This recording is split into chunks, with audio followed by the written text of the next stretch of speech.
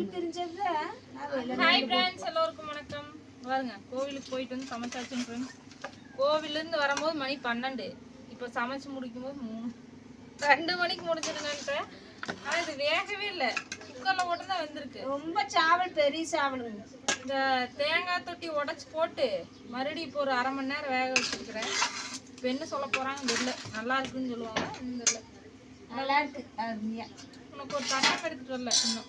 இரு, உனக்கு இதில் ஓட்டு தரையிரு. அது வந்து சூப்பராக இருக்கு.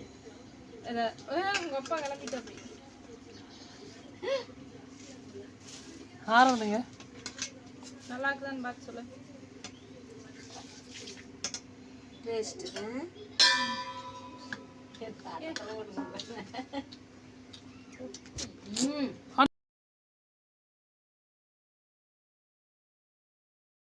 சாப்பாடு அவ தண்ணி குடிச்சு போற விடு. இந்த சுகர் போய் உட்காரு.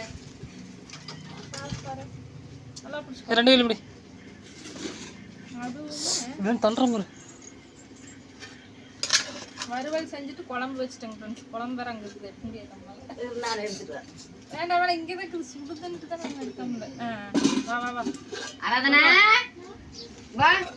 இது வந்து எலும்பு கறியெல்லாம் போட்டு குழம்பு. இதுலேயும் வந்து ஒரு தேங்காயோடு ஓட்டு.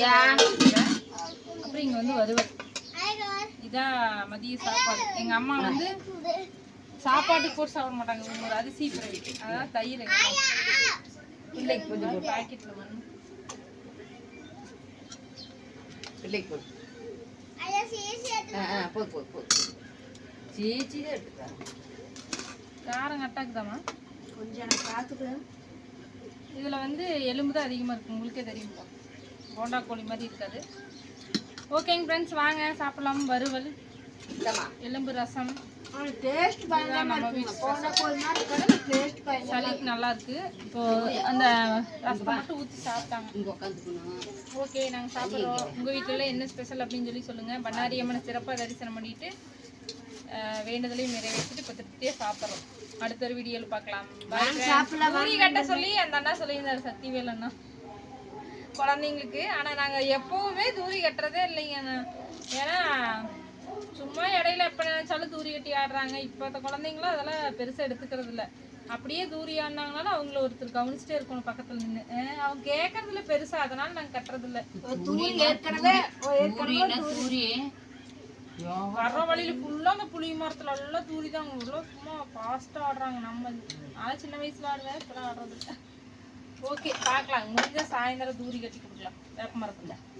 ஓகே, அடுத்த வீடியோவில் பார்க்கலாம். Bye friends.